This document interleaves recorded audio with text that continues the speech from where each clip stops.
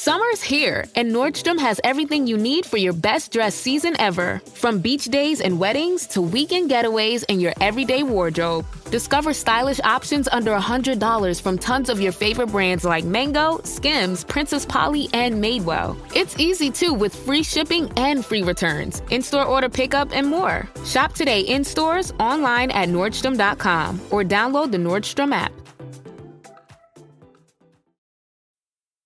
This is Optimal Living Daily, the manifestation of inner strength by Ryan Holiday of ryanholiday.net. And I'm Justin Malik, the guy reading to you every day of the year to give you a little boost of inspiration, motivation, happiness, productivity, all that stuff. Today featuring an article from Ryan Holiday, the popular writer and podcaster. You can check out his podcast, The Daily Stoic, wherever you get your podcasts. But for now, let's get right to another post and start optimizing your life. The Manifestation of Inner Strength by Ryan Holiday of ryanholiday.net. My body aches to quit.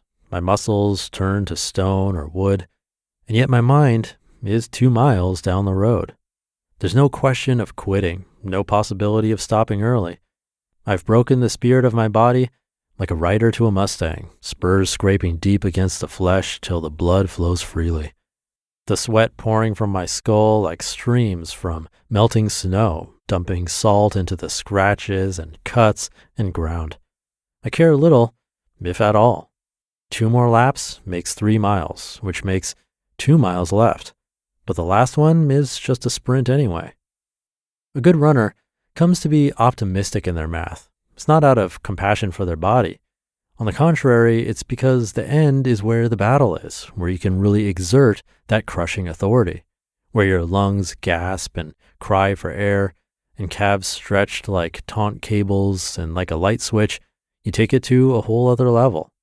And all the body's whining fades to background noise as you conquer your own limitations. But today, here, I could barely move. Nearly 30 miles a week for a month straight is bound to catch up with you. And did it ever. At mile 2, my body stopped responding.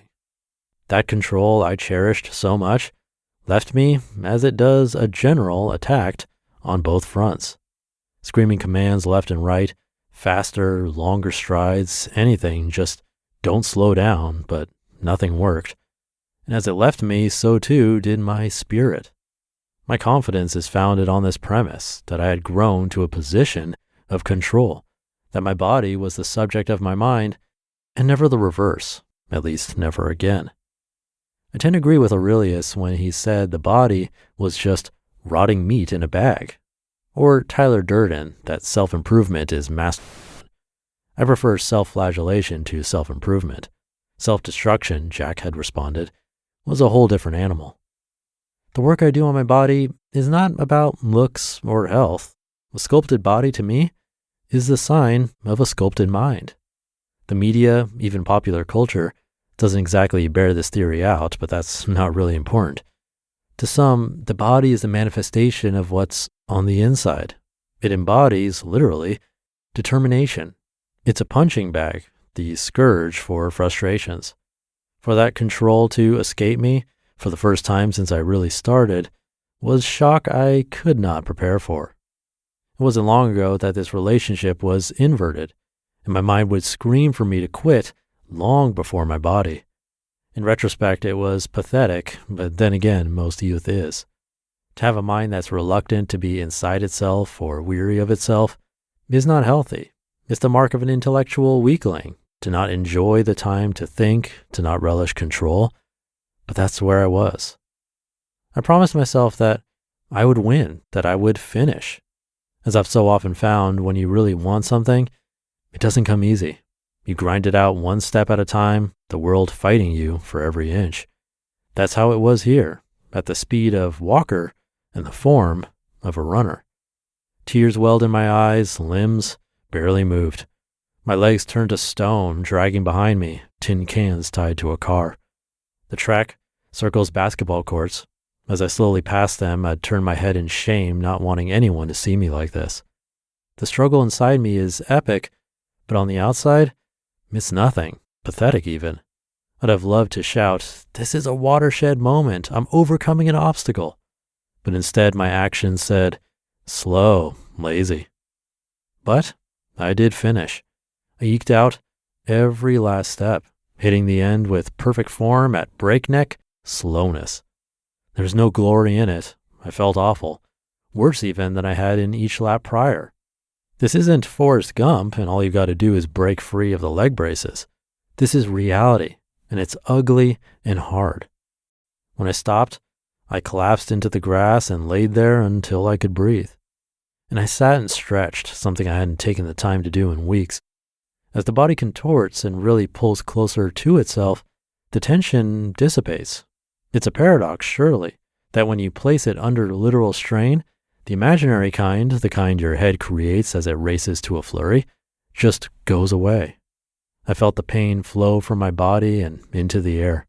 When I rose, my steps were free and unhindered, my mind relaxed and slowed, clear for the first time. And yet, as I walked away, I could not shake the feeling that I wasn't finished. So I stopped and sat on the stairs that looked down on the track. There I stayed and just thought, finally without that self-loathing that so often accompanies my inner monologues. What was that I was running from? Why do I do this? Come here and eviscerate my body with such completion and disregard? Can extreme discipline justify the rest of my excessive, or at least counterbalance it? I left with no more answers than I had come with. That's not really how life works. Epiphanies don't come to those who beg or sit and ponder. They snap at the unexpected, the dismal, and the hopeless. Surprisingly, I was none of these, not today at least. Peace had enveloped me as I rested on those stairs, hands clasped atop my head. The drums of a Rush song pounded away, beating the rhythm for my thoughts. Quote, "We sometimes catch a window, a glimpse of what's beyond," end quote. For once, to be without that hatred, that disappointment, was all I needed. Here was my hope. Though my body had all but quit, hit a wall that left it barely able to stand, my mind had granted me a reprieve.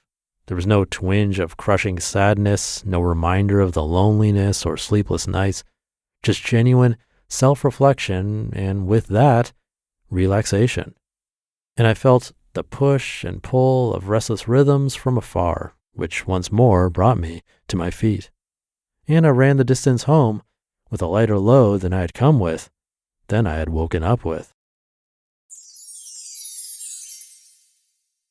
You just listened to the post titled "The Manifestation of Inner Strength" by Ryan Holiday of ryanholiday.net, and I'll be right back with my commentary. Summer nights used to be brutal for me, tossing, turning, flipping the pillow, until I discovered Cozy Earth. Their temperature regulating sheets have completely transformed how I sleep.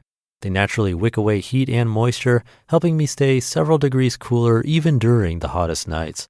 I honestly noticed the difference the very first night. And it's not just the sheets. Their all-day tea and studio pant collection have become my go-to for ultimate comfort and breathability during the day. It feels like I'm living in a temperature-controlled cloud, whether I'm lounging at home or trying to stay cool while working. Plus, Cozy Earth offers a 100-night sleep trial, so you can test them during the peak of summer.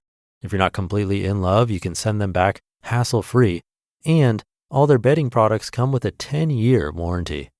Upgrade your summer.